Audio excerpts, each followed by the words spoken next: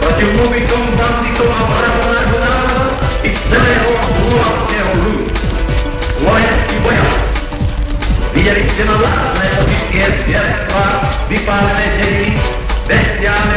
zbrojenie bezprávnych detí a žien v Rusku a všade tam, kde prožil surový nemecký vojak. Rasovská vláda vyslala ústami zapredaného generála Čapmoža slovenského vojaka ku tejto katolskej práci proti vlastnému národu. Zastúpení prebieha slovenského vojaka ako každý československej branej moci generála Miesna vyzývala. Vojak, postavte sa na podporu nemeckých obsadovacích miest. Bojujte tvrdo a neúprostne proti vojak. Zachovajte najprísnejšiu disciplínu a poslušnosť tým rejiteľom, ktorí vás povedú do Nemecka. Vyzývam závodníkov vojakov, aby sa okamžite hlásili najbližších katářov. Súčasne vyzývam žandářov, policiu a finančnú stráž, aby sa okamžite pripojili od rajovára. V tomto hrdickom boji za vlád a za slobodu národa podporujú nás mohutné a na všetkých frontoch víťaziace spojenské armády.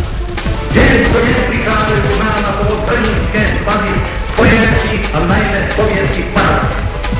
Naše skorejných a svoje zajete. Jeden na nás vojakov, aby Slovensko bolo pred útočením a krutým utrpením zachránené. Vojaci, jedna vec je rýchle, najväčšou hodnotou. Slovenský vojaci dobrá, ráte domovy.